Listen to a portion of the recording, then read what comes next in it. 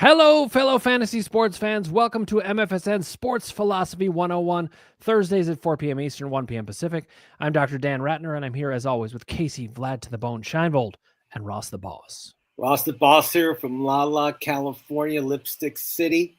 And yes, we're here to talk about the general sports. I guess we'll talk about anything we want. That's the beauty. That's the beauty. And actually, so we have a topic, but first, let's just acknowledge we just got news that Aaron Rodgers sounds like he's going to sign with the Pittsburgh Steelers. How do you guys feel about this? Well, it's either that or Mason Rudolph. Casey, who do you think's better? Mason Rudolph, who's been a third-string quarterback his whole life, or Aaron Rodgers, who's probably, one of the best quarterbacks who ever played. But the whole thing about Aaron Rodgers is this. He's 40 years old. And, I mean, honestly, and one of the least likable people better in off the world. Having Fields as quarterback. I don't know why they didn't keep Fields, in all seriousness. I don't know either. But, I mean, listen, from the Steelers standpoint, Aaron Rodgers, old or not, over Mason Rudolph is obvious. To me, it's more about getting used to seeing Aaron Rodgers in the Steelers uniform. That just feels really weird to me. Look, okay. I'm not a Steelers fan. This makes it easier to not be a Steelers fan in my book. But I do have a lot of respect for Mike Tomlin. I think he's always been a kind of a good coach and a direct kind of guy. I don't see how that relationship can work. It'll be interesting. I also don't know how long Rodgers will last. I think we're going to see Will Howard on the field fairly soon. But all right, let's dive into our topic for today. This is just one I really just wanted to talk about because I realized I have been at least 3, I would say at least 4 famous sports events, which is weird because, I've been to lots of sports events, but you just don't expect to be at them. And I want to hear from the audience. Put your comments below on the most famous sporting event that you've been at and what it was like. So, Ross, I'll give you one of mine that I was at. Okay. I was at Michael Jordan's The Shop. And not only was I at the game, I was sitting courtside, which I was lucky enough to be there, obviously, but I was facing the basket that he shot at. Oh, wow. That's a great one. It was crazy to be there, especially, and that becomes crazier and crazier over the years. Were you wearing a Craig Elo jersey? I was not wearing a Craig Elo jersey, but I'm sure I was wearing a Cavs shirt of some kind. And, I love Michael Jordan, by the way, but at the time I did not love Michael Jordan. And it was a tough moment as a Cavs fan, but historically speaking, to have been at the Shot and see it live is a kind of crazy event. It feels to me like I'm telling you I've seen Babe Ruth. Like, it's just wild. All right, so that's one of my examples. Ross, what's one of the most iconic sports moments that you were actually at the game? I mean, the one event that I wish I was at, I wasn't at this, but it was 1980 Olympics hockey men's, when they beat Russia. They didn't win the gold medal. That was just to get to the gold medal game.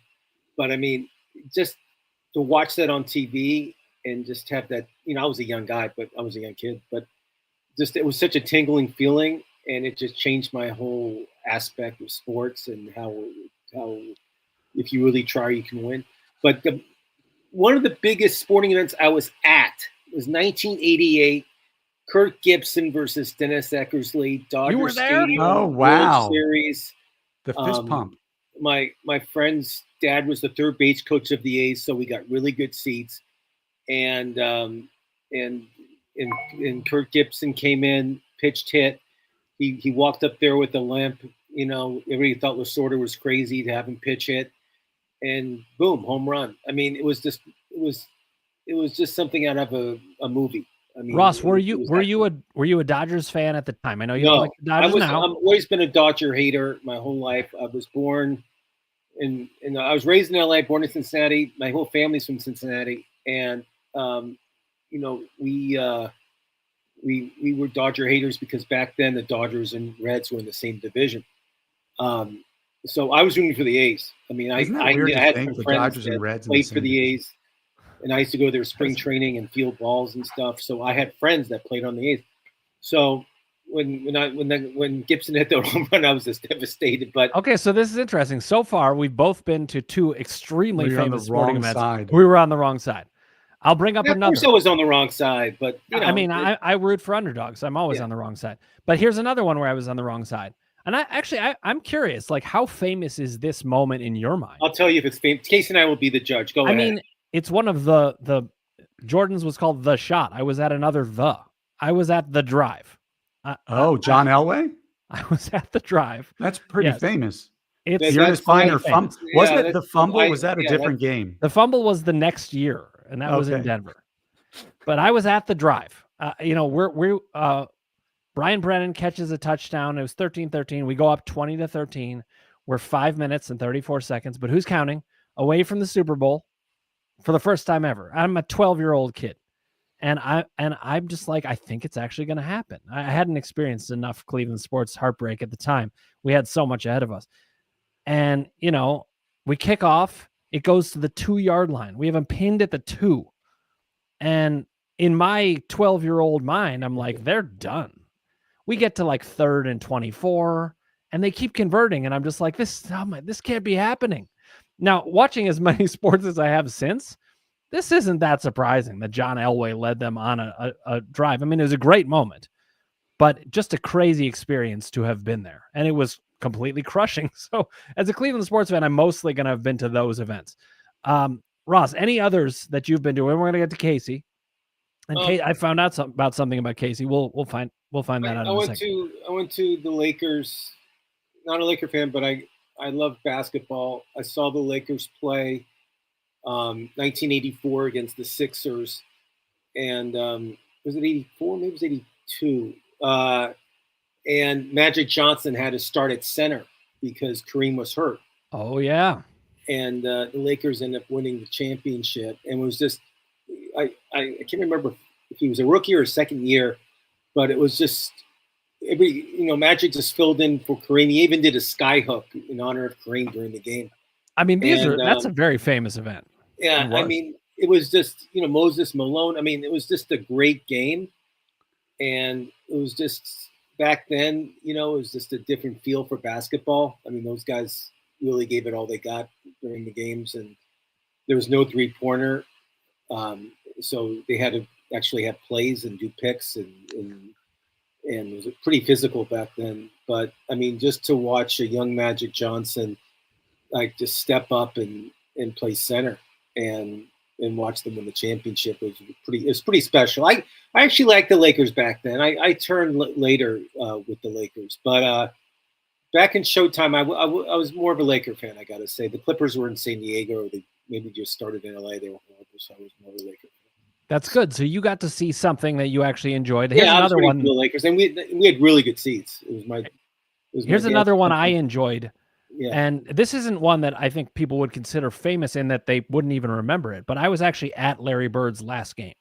That's another iconic game to be at. I mean, the Cavs won a Game 7 against the Celtics, and it was the end of Larry Bird's career. Also, another note of that is it was Reggie Lewis's last game because unfortunately Reggie Lewis passed away later. That's right. that summer. So I saw Reggie Lewis and Larry Bird's last game.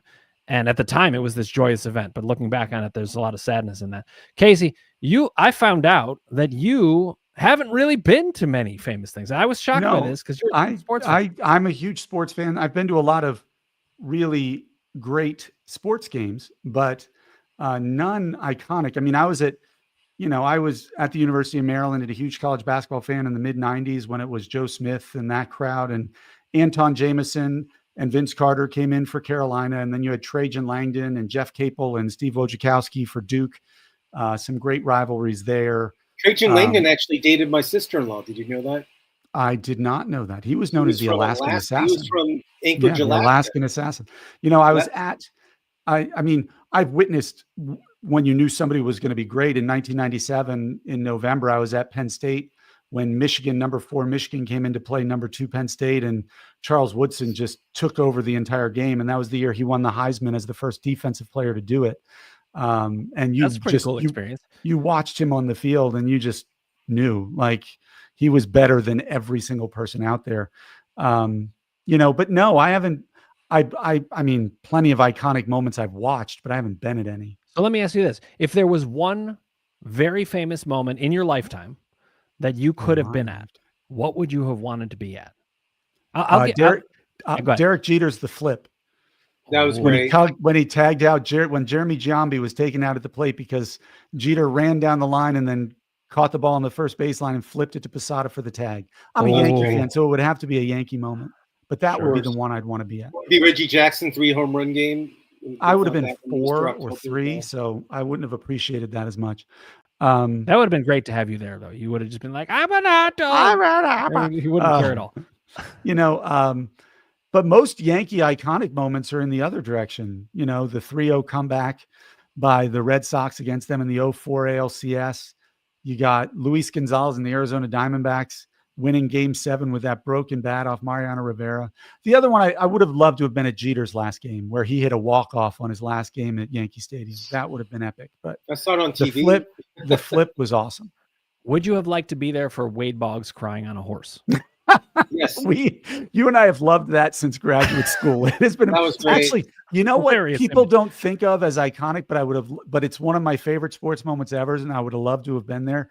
Valparaiso and Bryce Drew. Do you remember the throw to the 3-point line where he didn't even come down before he passed it to Bryce Drew with that? It was less than a second and a half on the clock. To me, that was one of the greatest sports moments I've ever witnessed. Well, the Christian Leitner. Against Kentucky.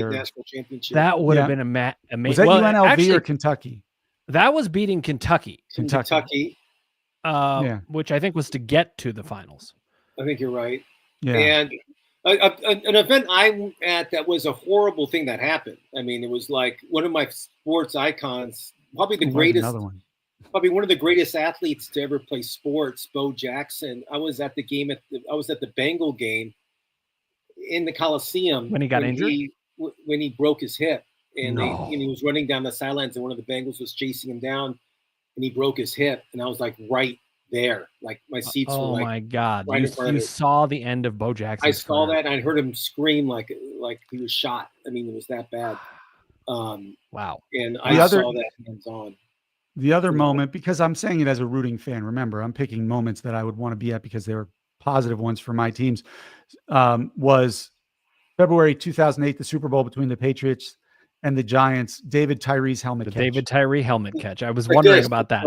That would have been, that's number 2 after the flip, because Jeter is so interesting that the flip is actually above the David Tyree. It shows you what a baseball fan you are. I'm going to mention one other that I was at. I was at Tom Brady's first Super Bowl win.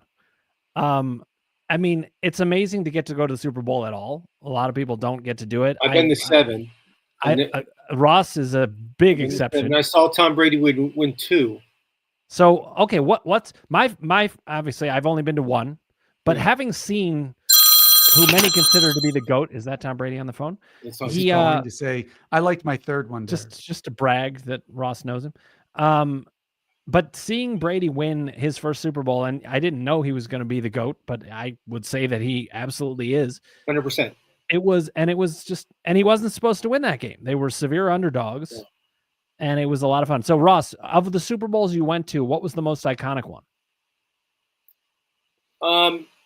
I would have to say, I'm trying to think that much. And did it involve Bart Starr? I'm kidding. No, I would say when the Rams, Kurt Warner, Tennessee Titans. Oh, that was both were at that one. No, that was the year before. Oh, I thought you were at that one. I was at that one too. When Steve McNair finished just a snail's distance. And my friend was related to Giorgio Frontieri, and so he got it. So I went with him, and we had great seats, and we were treated like royalty, and it was great. And Georgia was on the sidelines, and I got to meet her and congratulate her after and everything else. But that was a great game. Usually Super Bowls are boring. They're usually not great games. I went to when the Bengals played and lost. I tried to forget about that game when they were here at SoFi Stadium. But I mean, it's just. That Super Bowl ended on a London Fletcher tackle to save a touchdown at the end of the game. I know. Yeah. And T. Higgins was wide open. I remember it very well. And so T. Higgins. Yeah. T. Higgins wasn't born yet. No, I'm talking about the one when they lost at home at SoFi when the Bengals played at SoFi Stadium. Oh, you're talking more recent. Okay, we're still talking about the Super Bowl. Not with Dickie Woods and not with Chris Collins. One of the most iconic moments I can remember is more like sports tangent, not even necessarily sports. It was June of my after I had just graduated high school in 1994. Okay. I'm driving to the beach just as a white Bronco starts going down the California highway. And by the time, in Pennsylvania, we do what's called Senior Week. And so for a week every summer, the seniors all go to Ocean City, Maryland, and rent those terrible condos and spend a week of debauchery on the beach. By the time I got to the boardwalk, 3 hours after I had left my house, there were free OJ t-shirts for sale at every tourist shop along the boardwalk. Wow, that was fast, especially back then. But so, a quick story about when that happened. I was living in Santa Monica. I was at the gym riding the elliptical machine, and next to me, we were watching it on TV, like with live. And next to me was Steve from 90210, Ian Zierling, and I didn't know him. I just, he was just at the gym with me, and we were talking, and we became friendly. And then years later, I was working at Sirius XM, and he was one of the guests. And I said, I don't know if you remember me, but I was next to you during the OJ, chase. We were at the gym. And he says, oh my, I never forgot that. I never forgot you. I never forgot that where I saw it. I would tell people where I was at. Yeah. That's one of those moments where you always remember where you were. Yeah. And the guy and Steve and Ian said, I always tell them there was some guy at the gym that wouldn't shut up talking. It was me. That's hilarious. I mean, seriously, the OJ moment, that was one of the most iconic moments in sports. I mean, yeah, exactly. And it was during the NBA finals also, which I think just added to things. You're watching the Rockets Knicks and suddenly it cuts away to OJ, just complete insanity. So, one of the reasons I want to talk about though is it's these sports moments, a lot of them, you don't even realize how amazing they're going to be later. Like I was at a Cleveland Indians at the time, they were the Indians, World Series game where Albert Bell homered off of Greg Maddux. And I just feel like in 30 years, that's going to be like talking about like Mickey Mantle. It's just insane. The characters involved that those characters on those Indians teams back then were amazing. Yeah, well, I'm also talking about the Braves. I mean, like this happened against Greg Maddux. Oh, I know. It's just wild. Yeah. So Smoltz, Glavine, Mannix. And then Tomei, John Rocker, Bell, it was complete insanity. So on MFSN, we want to hear from you as well. Wasn't Robbie Alomar on that team? Not Carlos the 95 team. That was Carlos Baerga. Robbie Alomar joined, I think, the next year, maybe. But Sandy Alomar was. Sandy Alomar was, yeah. Oh, by the way, sorry, Case. This would be a moment that I really wish I had been at, was Sandy Alomar homering off of Mariano Rivera to, sure. That's a good one. Because we thought we were going down for sure. Oh, yeah. So, all right, guys, we got to wrap up here. But MFSN fans, we want to hear what are the most famous events that you either were at or wish you had been at. I know one thing I really want to see at some point is a no-hitter. It's that moment where you just go to an average baseball game and you don't think anything's going to happen and it becomes something super special. Never happened, never even gotten close. But I want to hear from you guys at MFSN, our fans. What is the most famous sporting event you've been to? What was that moment like for you? Or alternatively, what are the things that you wish you had been at? All right, guys, it has been a pleasure. Casey, Ross, we will continue this next week. Casey and Ross do a waiver wire show. That's Tuesdays, 4 p.m. Eastern, 1 p.m. Pacific, and Thursdays, 12:30 p.m. Eastern and 9:30 a.m. Pacific. And that'll keep you up to speed on the fantasy side. Here, we're going to talk all about sports. Guys, it has been a pleasure.